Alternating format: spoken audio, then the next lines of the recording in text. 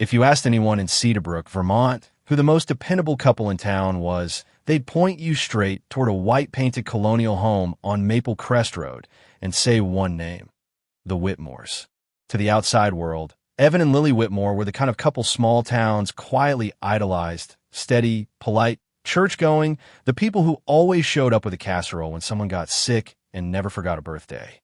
On paper, they were perfect, but nothing written on paper ever shows you what's bleeding underneath. Evan Whitmore, 34, was the type of man people described with safe words: disciplined, predictable, hardworking. He was a mechanical engineer who lived by routine, the kind of routine you could set your watch to. Up at 5:30, jog around Cedarbrook Park, coffee, black, no sugar. Work until 6, dinner at 7, Bible study at 8:30, lights out at 10. His neighbors saw this as devotion, structure, maybe even quiet strength. What they didn't see was the way Evan carried pressure like it was part of his bloodstream. He had been raised in a home where obedience and lineage mattered more than feelings, where his father lectured him about the pride of a man's bloodline, the way other fathers talked about baseball. There wasn't much room for softness in the Whitmore household growing up, and Evan never learned how to hold it as an adult. Lily, on the other hand, had been Cedarbrook's sunshine since the day she moved there. A pre-K teacher with a soft laugh and a habit of remembering the names of every kid's pet, she seemed born to be a mother. The kind of woman who kept sunflower seeds in her pockets and smelled faintly of vanilla and lavender lotion. She was gentle in a way that made people feel safe. She was warm in a way that made them feel hopeful. When Evan walked beside her, tall, pressed shirt, stoic jaw, people said they balanced each other. She softened him. He grounded her. To the outside world, that was love. But behind closed doors, the Whitmore marriage wasn't a Hallmark postcard. It was a quiet ache shared between two people who didn't know how to fix it. They wanted a child, more than anything. And for 6 long years, it never happened. Lily tried to keep hope alive. She charted ovulation. She cooked fertility-boosting meals. She lit candles at church and whispered prayers into the bathroom mirror at night. She avoided baby aisles because she couldn't look at tiny socks without her throat tightening. Evan rarely showed frustration. Not outwardly. He didn't yell, didn't blame, didn't accuse. But Lily felt it, an invisible shift in the air whenever a pregnancy test came back negative. He would turn pages in his devotional book a little too fast. He would kiss her goodnight without really touching her. He would sit in the nursery they'd painted yellow years ago, stare at the crib that had never been used, and say nothing. Sometimes silence is louder than any scream. Their friends thought the Whitmores were simply private. Their pastor thought they were faithful. Their neighbors thought they were strong. But strength can hide fractures. Faith can mask fear. And privacy can become a prison when two people are terrified of saying what they really feel. By their 6th wedding anniversary, something had changed. Lily felt it first. The emotional distance, the cautious politeness, the way Evan seemed to treat her like a fragile object rather than the woman he married. She tried to fold his shirts the way he liked. She made his favorite apple cake twice a month. She planned date nights he rarely accepted. Evan, meanwhile, had begun withdrawing into himself, clinging to scripture like a lifeline, searching for answers to questions he never dared speak aloud. He loved his wife in his way, but he also loved the idea of order, of purity, of a family that mirrored the one he had been taught men were supposed to build. And every negative test, every month with no baby, felt like another crack forming in the foundation of the life he thought he deserved. But the world didn't know any of this. Not yet. To Cedarbrook, the Whitmores were still the couple everyone expected to grow old together. Matching rocking chairs, slow Sunday walks, grandkids in the backyard. They were the picture of stability in a town that took comfort in predictability. No one knew how fragile that picture really was. No one knew how loneliness had begun blooming quietly in the corners of Lily's heart. No one knew how much resentment, fear, and pressure were building in the quiet places inside Evan's mind. And no one, absolutely no one, knew that this perfect couple was standing on a fault line that would soon split their world apart. All it needed was one moment, one mistake, one night that neither of them could ever take back. Loneliness doesn't always arrive with a bang. Sometimes it slips quietly into a marriage and sits there like a shadow, unseen, unspoken, but always present. And for Lily Whitmore, that shadow had been growing for months. It started with small things. The way Evan stopped reaching for her hand during Sunday sermons. The way he sat at the dinner table staring at his plate instead of at her. The way he prayed louder, longer, as if he could drown out the disappointment sitting between them. Lily told herself he was just stressed. She told herself this was normal. She told herself that once the baby came, if the baby ever came, everything would feel whole again. But deep down, she felt the truth. She was alone, even inside her own home. In early October, Evan announced he would be attending a 3-day men's retreat through the church. It was supposed to be a time for prayer, reflection, and spiritual recalibration. Lily smiled and nodded as he packed his Bible, his flannel shirts, his neatly folded socks. But when the door closed behind him and she stood in the quiet of their house, she felt something crack inside her chest. The house wasn't just quiet, it was hollow. She tried to fill the silence. She graded her students' drawings. She watched an old rom-com she used to love. She washed dishes that were already clean. But nothing softened the ache. By the time the clock hit 8 p.m., rain had begun tapping against the windows, and Lily felt smaller than she had in years, like a ghost in her own life. So when her phone buzzed with a text message from Jordan Hale, she didn't ignore it. "Jordan, you still at school?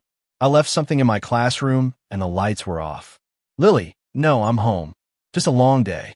He responded almost immediately. "Jordan, everything okay?" It was harmless, friendly. But Lily stared at the screen for a long moment, wondering why her husband never asked her questions like that anymore.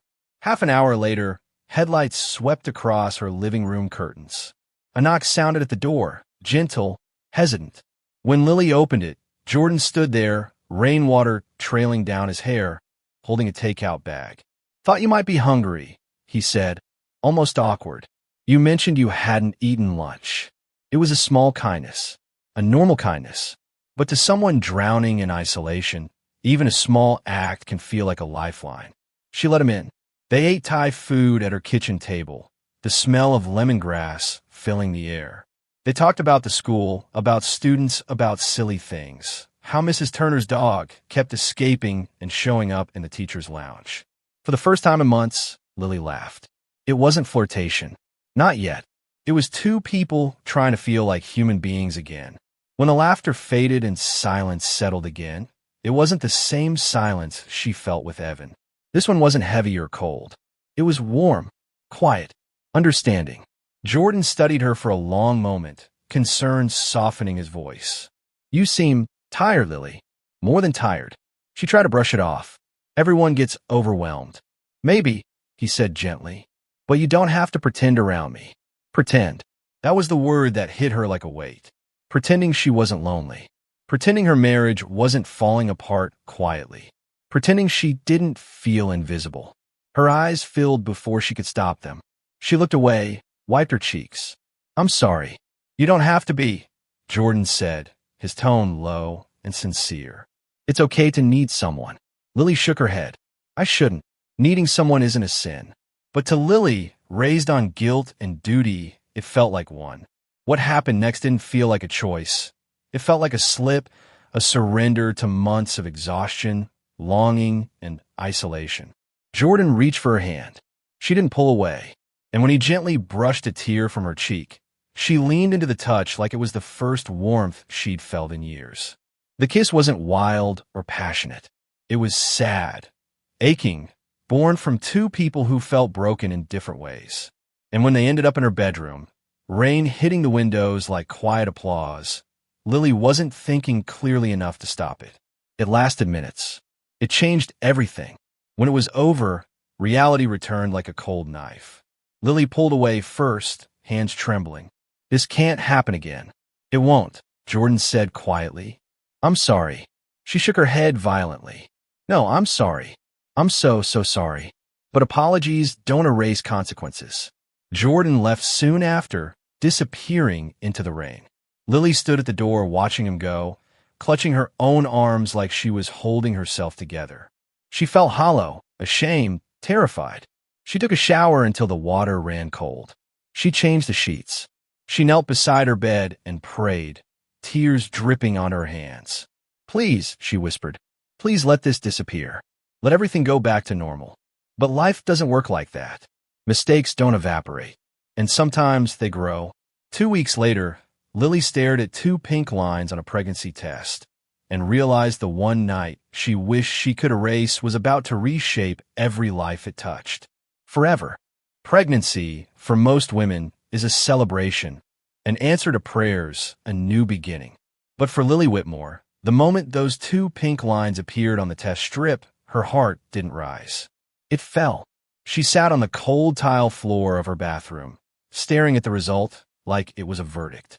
Her breath hitched, her fingers trembled, and she whispered the same sentence over and over. "Please, please let it be Evans. Please." But hope can feel like lying to yourself when you know the truth. The truth was a man named Jordan Hale. One night, one crack in her loneliness, one mistake that now grew inside her womb. And that truth, no matter how deep she buried it, had a heartbeat. Lily didn't tell anyone. Not her sister Hannah, not her colleagues, not her pastor. She didn't even tell Jordan. She convinced herself that if she pretended hard enough, prayed hard enough, lived carefully enough, everything would work out. She told herself that genetics were mysterious, that babies sometimes took after grandparents, that maybe, just maybe, God would give her one miracle of mercy. She threw herself into being the perfect pregnant woman. Morning walks, prenatal vitamins, nursery plans, humming lullabies while folding tiny onesies. But underneath it all was a steady drumbeat of dread. She caught herself studying her face in the mirror, wondering what features might dominate. She found herself Googling chances of baby inheriting father's features if mother is white. Most nights, she cried quietly into her pillow so Evan wouldn't hear. And then came the moment when the guilt almost consumed her entirely. Her first ultrasound appointment. As the doctor moved the probe across her belly and the grainy image flickered to life, Lily didn't feel joy. She felt fear. Not because she didn't love the child. She did, instantly. But because she knew love wouldn't be enough to protect him from the truth that would one day be impossible to hide. If Lily was sinking inward, Evan Whitmore was sharpening. In the early weeks of pregnancy, he seemed stunned, quietly grateful, almost peaceful. But as Lily's belly grew, so did something else inside Evan, suspicion. He didn't say it. He didn't have to. She saw it in the way his eyes lingered on her stomach too long, like he was searching for something buried beneath her skin. His questions became precise. "Who were you with after school last Monday? You're late again. Where were you? You sure you didn't miscount the dates?" He started showing up to every doctor's appointment. He insisted they switch hospitals to St. Luke's, better facilities, he claimed. He even suggested a different OB-GYN, just to be safe. Safe from what? Lily wanted to ask, but the words stayed trapped behind her teeth. Nurses noticed how tense she looked. Her sister Hannah noticed her forced smiles. Even the school janitor joked, "Mrs. Whitmore, you look like you're holding your breath." In a way, she was. The room at the end of the hallway, the soft yellow nursery they painted years ago, became both sanctuary and prison. Some nights Lily sat in the rocking chair, rubbing her belly, whispering, "Please look like me. Please look like Evan. Please don't make him angry." Other nights, she just stared at the crib, tears soaking into her t-shirt, imagining the worst. And the worst came closer with every kick. December brought a heavy Vermont snowstorm. On the morning Lily went into labor, the sky was pale and heavy, the trees along Cedar Brook bending under the weight of fresh snow. Evan drove her in silence, both hands gripping the steering wheel tightly enough to whiten his knuckles. When a nurse asked if he was nervous, he gave a strange answer. "I'll have my answer soon enough." Lily's stomach dropped at those words. She almost told the nurse everything right then, about Jordan, about the fear gnawing through her. But she couldn't. She was too ashamed, too terrified, too overwhelmed.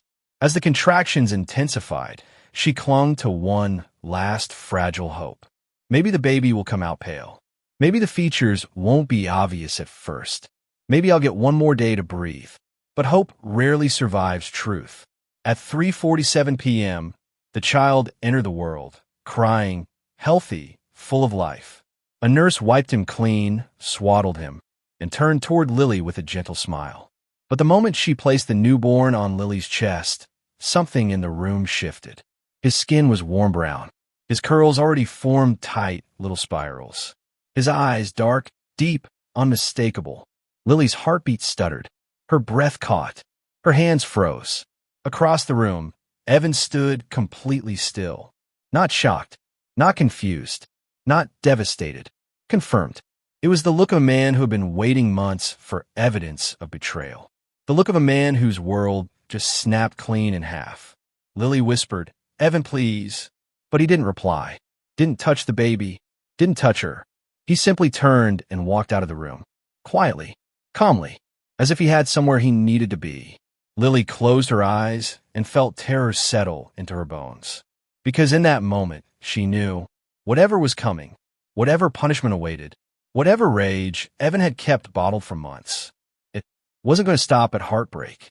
It was going to become something much, much darker. Hospitals are supposed to be the safest place in the world to bring a child into it.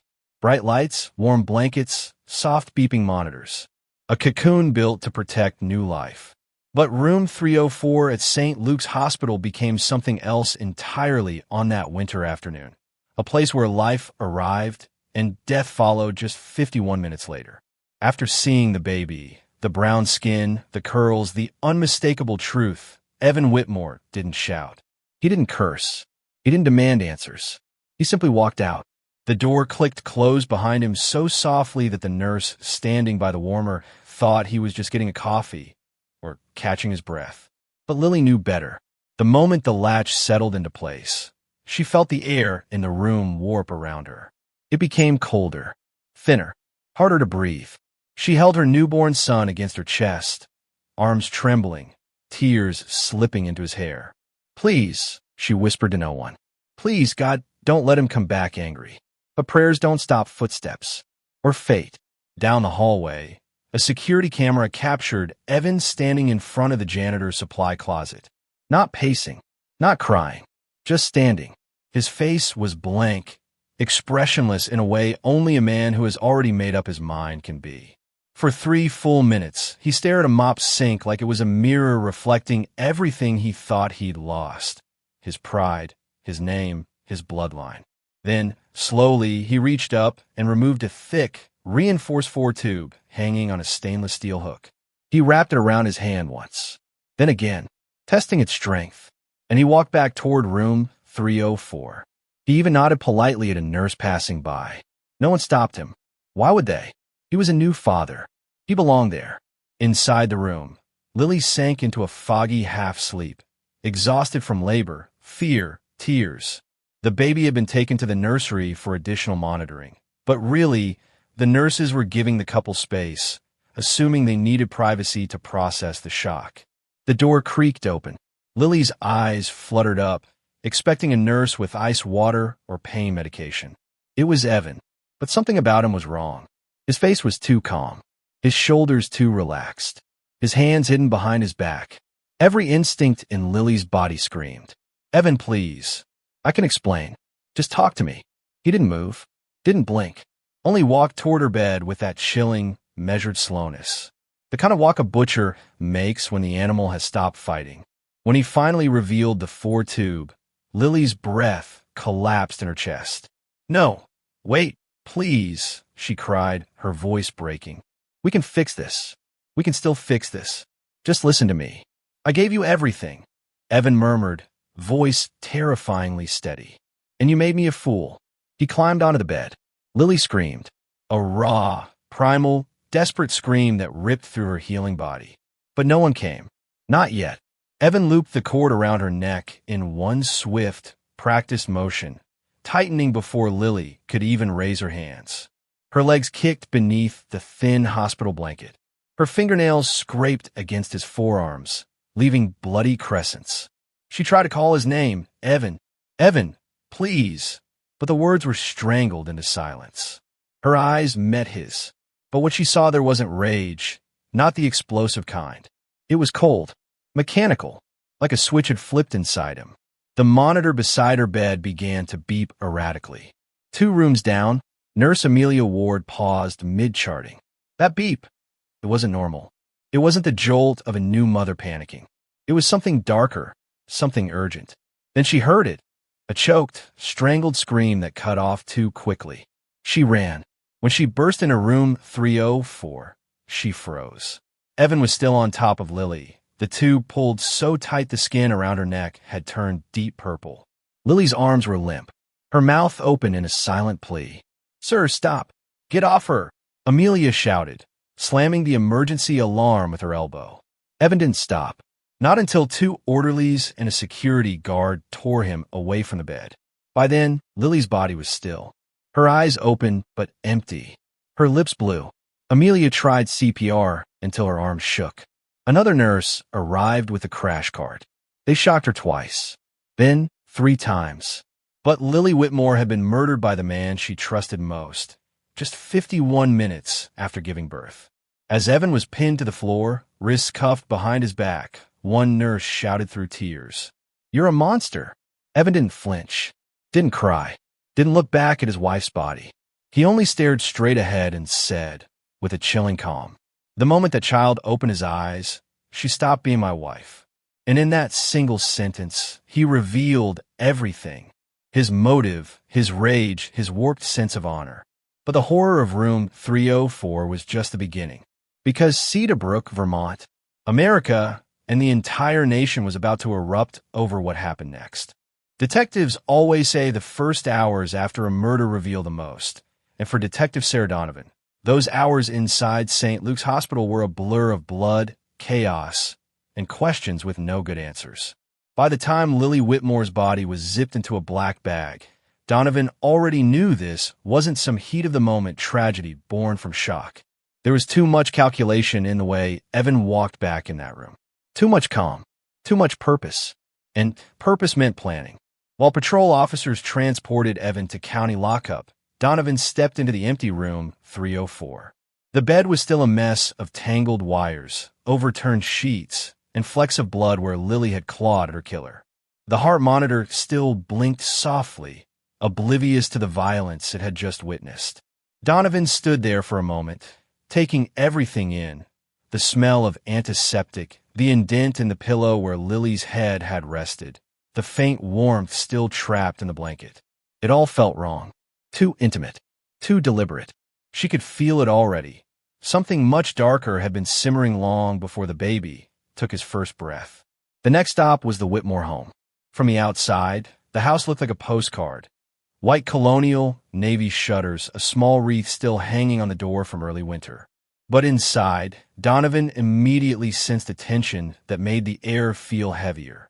The home was immaculate, almost compulsively so, and that was her first red flag. Grief didn't live here. Domestic chaos didn't live here. Only discipline.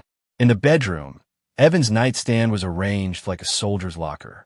Perfectly folded devotionals, each marked with yellow, blue, and red tabs. Donovan flipped through one and felt her stomach tighten.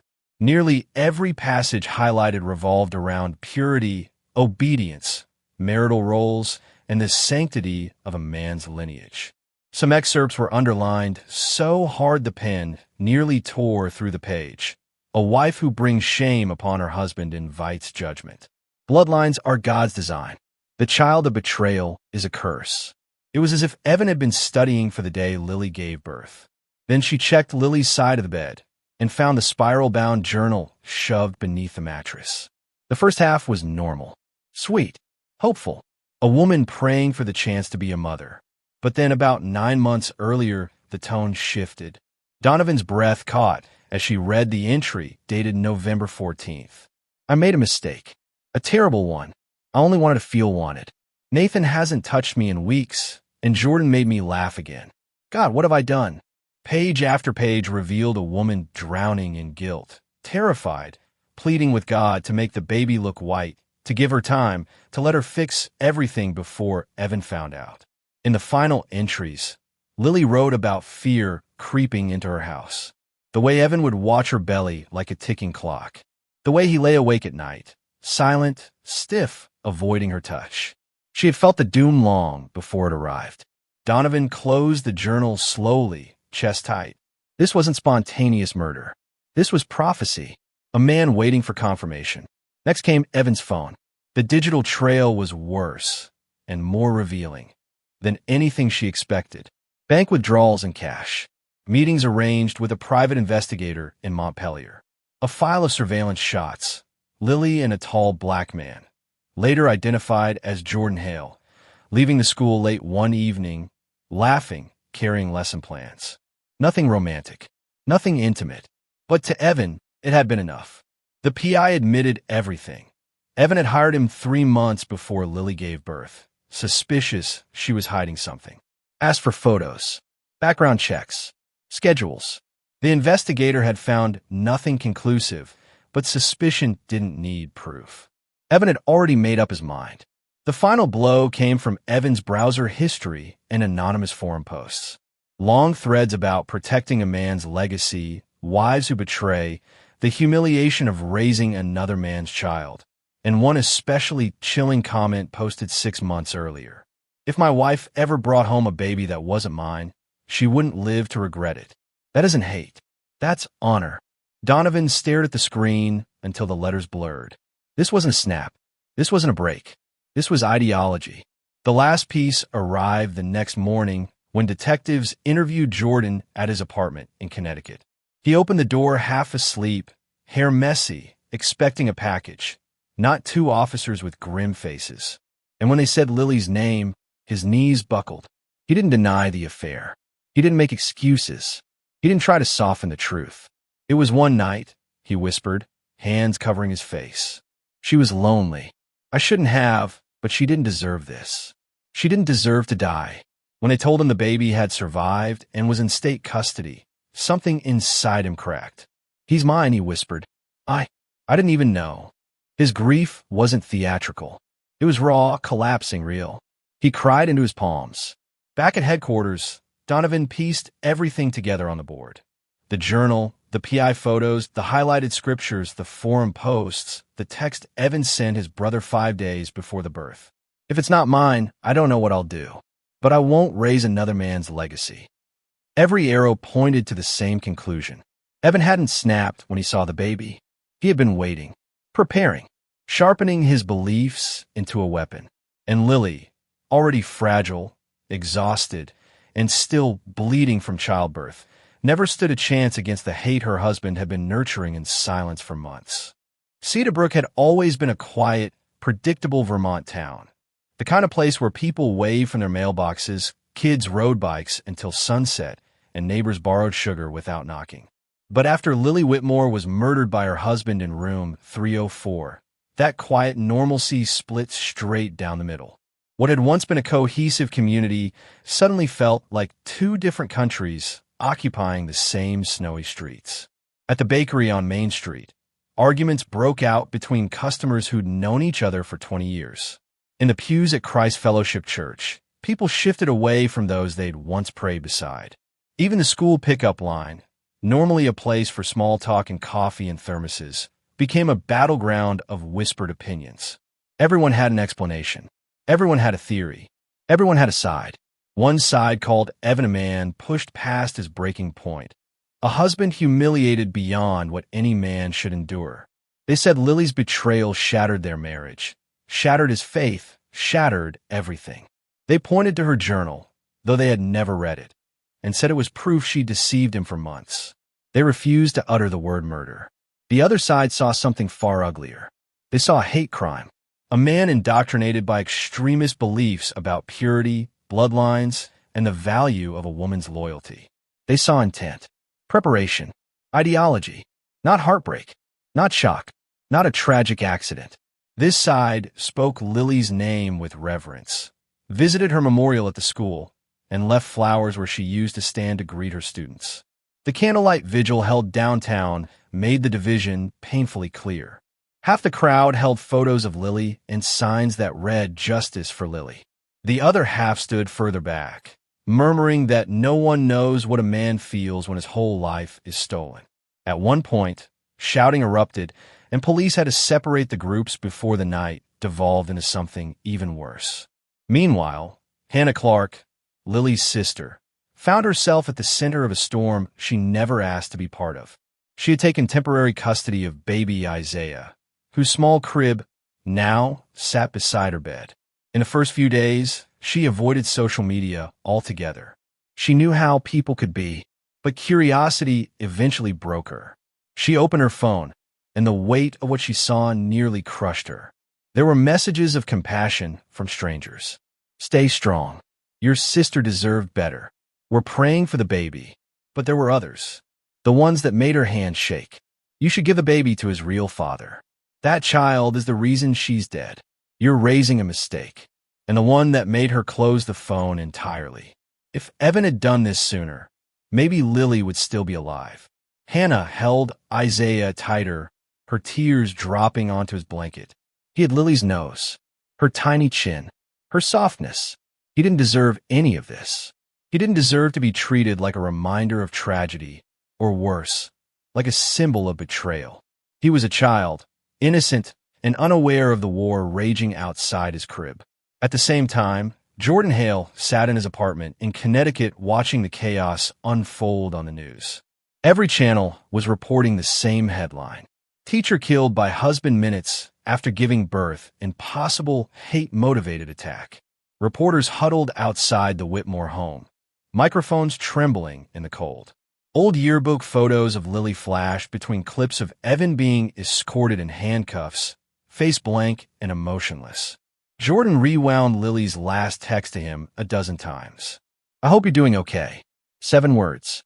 7 words from a woman carrying a truth she'd been too scared to say aloud. He replayed her quiet laugh in his mind, the way she tucked her hair behind her ear when she was nervous. The guilt didn't just sit in him, it suffocated him. When his family heard about the situation, opinions flew across the living room like knives. His mother insisted he immediately seek custody. His brother said he should go public with his side of the story. His cousin demanded he sue the hospital for releasing details. But Jordan didn't want any of that. All he wanted was to meet his son, to hold him once, just once, and to tell him he was wanted, even if the rest of the world screamed otherwise. Back in Cedarbrook, church members argued over whether Evan should be forgiven or condemned. Local Facebook groups became digital battlegrounds. People who had taught Sunday school together now crossed the street to avoid making eye contact. One teacher resigned after receiving threats for supporting Lily. Another was fired after publicly defending Evan's momentary lapse. For a town built on familiarity, the divide was catastrophic. Families who had shared tables for Thanksgiving stopped speaking. Teachers at Lily's school chose sides. Even retired couples who had lived peacefully for decades suddenly disagreed so passionately that some stopped attending the same community events. What shocked outsiders most was how many defended Evan, how many believed murder was understandable, how many felt Lily had brought her death upon herself simply by making a mistake that too many lonely wives make in silence. Cedarbrook had fractured, not because of the murder, but because of the truth it forced people to confront about themselves, their beliefs, and the prejudices they'd carried quietly for years. And in that fracture, the case became bigger than one marriage, one affair, or even one murder. It became a mirror held up to a small American town. And the reflection was something no one wanted to admit was real. The trial hadn't even begun, but the verdict was already being debated everywhere, from pews to parking lots. And beneath all the noise, all the accusations, all the righteous rage, one small baby slept in a crib by a window, unaware that his existence had split a town clean in half. But soon, the rest of the country would join the battle. And the trial that followed wouldn't just decide the fate of a man. It would test the conscience of an entire nation. The trial of Evan Whitmore began on a gray October morning, the kind where the clouds sag low enough to feel like a warning. By 7 a.m., the courthouse steps were already flooded with reporters, protesters, church groups, college activists, and onlookers who'd driven hours just to say they were there. Cedarbrook had never seen anything like it. Vermont had never seen anything like it. Inside, the atmosphere was suffocating. Every seat in the gallery was filled. Teachers who had worked beside Lily, factory workers who had prayed beside Evan, neighbors who once waved from porches but now avoided eye contact in the grocery store. And in the front row, holding baby Isaiah against her shoulder, sat Hannah Clark. She hadn't slept more than 2 hours the night before. She kept one hand on the crocheted blanket Lily had knitted during her pregnancy, now draped over Isaiah's back. When Evan was brought in, the entire room shifted. He wore a plain orange jumpsuit, expression blank, eyes forward as if staring past the world itself. Not a trace of grief, not a flicker of regret, just an eerie stillness that made several jurors exchange quiet, uneasy glances. The judge read the charges. First-degree murder, aggravated domestic homicide, murder committed in the presence of a child. Evan's lawyer, a thin, nervous man named Derek Lorne, stood and declared their plea. Not guilty, Your Honor. A ripple went through the courtroom, a mixture of disbelief and disgust. Hannah felt her jaw lock, but she didn't look away from Evan. She wanted him to feel her presence, to know she wasn't afraid. The prosecution opened with Assistant District Attorney Valerie Torres, a sharp, composed woman whose calm voice carried the weight of a funeral bell. She didn't start with anger. She didn't start with blame. She started with a photograph. A picture of Lily, radiant and pregnant, smiling in her classroom beside a row of finger-painted turkeys. This, Torres said softly, is who this case is about. A woman who taught children how to read, who baked cookies for fundraisers, who gardened on Sundays, and who was strangled to death 51 minutes after giving birth. She let the silence settle. Then she continued, voice rising with cold clarity. This was not a crime of passion. This was a crime of control, of obsession with purity, of a bloodline he believed belonged to him and only him. She presented the hospital footage, Evan walking calmly down the hallway, holding the 4 tubing he would later use to kill his wife. No panic, no hesitation, no shock. Ladies and gentlemen, Torres said, that is not a man in emotional collapse. That is a man executing a decision. The defense fought back hard. Derek Lorne argued Evan had suffered an acute psychological break, triggered by years of infertility, religious pressure, and Lily's betrayal. They called him a good man crumpled by impossible pain.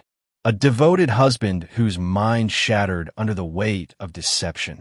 But the prosecution had come armed. First on the stand was Nurse Jenna Ruiz, the woman who walked into room 304 and saw Evan strangling Lily. Her voice shook, but her testimony was devastating. He wasn't confused, she said. He looked determined, focused, like he wasn't even seeing her as a person. Next came the evidence pulled from the Whitmore house. The highlighted Bible verses about purity. The men's rights forum posts Evan wrote under fake usernames. The PI receipts documenting his surveillance of Lily. And the most damning, a text message he sent to his brother 5 days before the birth. If the baby isn't mine, I won't raise someone else's legacy. It landed like a hammer on the jury box. Then Jordan Hale took the stand. He didn't cry. He didn't tremble. He didn't try to paint himself as a victim. He simply told the truth. One night, he said softly. It happened one night. Lily was lonely. I should have stopped it. I regret it every single day. But she didn't deserve to die for one mistake. Torres asked him one final question. Did you know she was pregnant? Jordan shook his head. No, I didn't know I had a son until the police came to my door. Hannah watched from the front row, her hand resting gently on Isaiah's head. By then, several jurors were visibly emotional. The defense tried desperately to recover. They brought in a psychiatrist who testified Evan suffered a dissociative episode. But Torres broke that argument apart with surgical precision. Doctor, she said, does a man in dissociation calmly walk down a hallway, select a medical instrument, return to a room, and kill his wife in silence? The courtroom froze. The doctor hesitated. It's possible, he said. But is it likely? Torres pressed. No, he admitted. Not likely. The final witness was Hannah. She walked to the stand holding Isaiah, who slept against her chest. The room was dead silent. "My sister wasn't perfect," she said, "but she was gentle. She was hopeful. She believed she could still save her marriage." And Evan, he didn't even let her hold her baby a second time before he killed her. She turned toward him, eyes blazing. "You weren't betrayed. You were exposed. And instead of healing, instead of walking away, you decided her life was yours to end." Some jurors wiped tears. Others stared at Evan with open disgust. When closing arguments came, Torres delivered the final blow. This case is not about infidelity. It is not about emotion. It is about ownership. Evan Whitmore believed Lily belonged to him. Her body, her womb, her bloodline. And when reality proved otherwise, he didn't break. He chose. The defense tried to claw back sympathy, but the room had already shifted. After 6 hours of deliberation, the jury returned. We find the defendant, Evan James Whitmore, guilty of first-degree murder. Hannah exhaled for the first time in months. Isaiah stirred in her arms.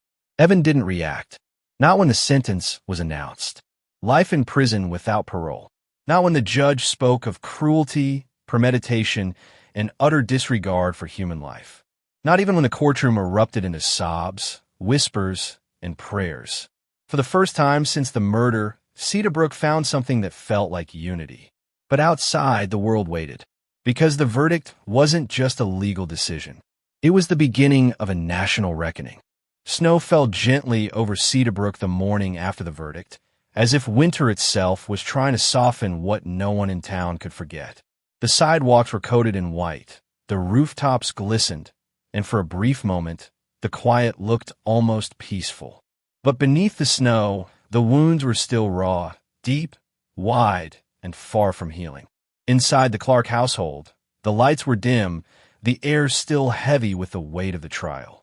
Hannah stood in the nursery, the one she and Lily had painted together, rocking baby Isaiah as dawn crept through the blinds. He let out a soft coo, pressing his cheek against her shoulder, oblivious to the storm of grief that surrounded the adults fighting to protect him. She whispered, "You were loved long before you ever opened your eyes," and kissed the curls on his head. But she couldn't ignore the truth. This child, innocent and blameless, now carried the burden of a tragedy he didn't choose, a story he didn't write. The town was eerily divided in its reaction.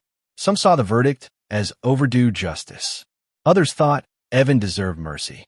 And a small, simmering group, the ones who had murmured about purity and betrayal during the trial, sank into silence, refusing to confront the darker truth revealed in the courtroom. But time doesn't wait for collective healing.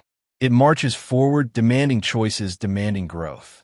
For Hannah, the days after the sentencing felt like learning to walk on broken glass. She'd returned to the Clark home, arms aching from holding Isaiah for hours, and find letters shoved under the door. Some were warm, offering condolences, gift cards, prayers. Others were venomous. She sinned. The child is the proof.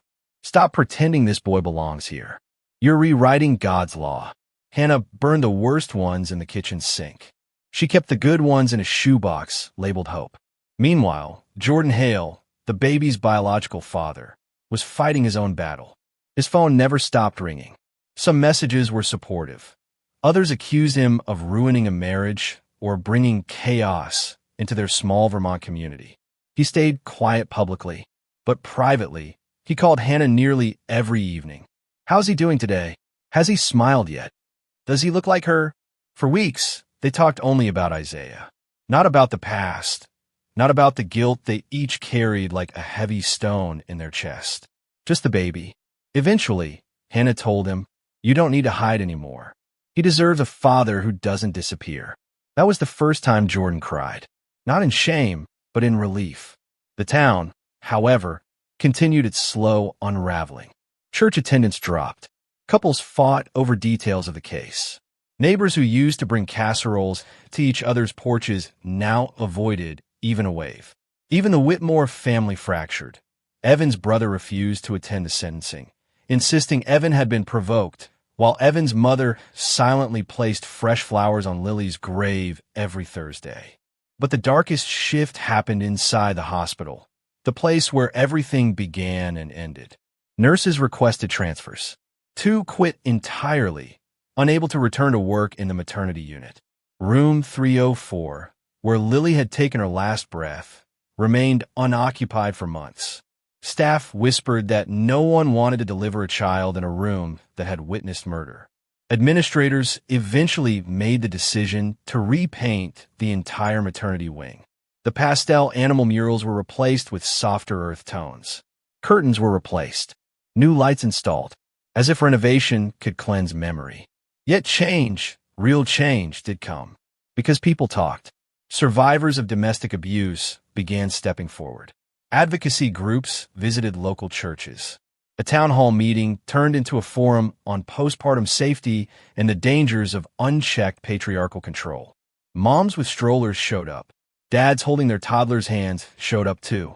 People who had never spoken beyond a polite hello suddenly spilled stories they'd carried for decades. And out of that growing movement came something no one expected: the Lily Clark Initiative, later renamed the 304 Project, spearheaded by Hannah and supported quietly, but powerfully, by Jordan. The mission was simple: protect mothers, protect babies, protect women whose partners believe love is ownership. Donations came from all over the country. Podcasts covered the story. Survivors wrote emails about how Lily's case gave them the courage to leave abusive homes. A local college offered scholarships for social work. And in the spring, Vermont passed a statewide requirement for postpartum panic alert systems directly in maternity rooms. They called it Lily's Law. But the most important changes were the quiet ones, found in the acts of ordinary people, like the retired firefighter who shoveled Hannah's walkway all winter without asking, or the group of elementary school kids who drew pictures of Lily holding hands with a smiling baby and mailed them to the Clark home, or the elderly woman from across town who knitted Isaiah a blanket, writing, "This is for the little boy who survived something he'll never remember." As seasons changed, the Clark house transformed from a place of mourning into one of fragile hope. Isaiah learned to crawl, then walk. He tugged at cabinet doors, giggled when music played, and tapped on the photo frame of Lily during bedtime story hours. Hannah would press her forehead to his and whisper, "She's here," even when you can't see her. Jordan visited often. At first awkward, he eventually began to relax, changing diapers, making bottles, pacing the hallway with a fussy toddler pressed against his chest. He didn't push for custody. He didn't push for control. He simply wanted to be present, and Hannah allowed it. One summer afternoon, Isaiah toddled across the yard toward Jordan, arms outstretched. When Jordan scooped him up, the boy laughed, a bright, ringing sound that made Hannah turn away so neither of them would see her tears. And somewhere, hundreds of miles away, in a cold state penitentiary, Evan Whitmore sat alone in a cement cell. No visitors, no appeals filed, no remorse recorded. He blamed the world for his sentence the same way he'd blamed Lily for his unraveling. But his name no longer carried weight. His story no longer inspired debate. He was a man frozen in time, while life outside continued to grow. The final shift in Cedarbrook came on a warm April morning, when Hannah took Isaiah to visit Lily's grave. He held a bouquet of tiny wildflowers in his small hand, petals crushed from his grip. When they arrived, he toddled forward, set the flowers on the stone, and patted it twice with his palm, as if assuring his mother he was okay. Hannah felt the wind shift. A bird chirped somewhere above them. The world, in that moment, felt impossibly gentle. She knelt beside him, whispered, "You were born into a broken moment, but you won't live a broken life." That's our promise to her. And as Isaiah reached for her hand, gripping it with trust only a child can give, the legacy of this tragedy finally revealed itself. Not just grief, not just loss, but vow carried forward by the living. Love may break, but can also rebuild, piece by piece, child by child, generation by generation, until the story ends differently than it began.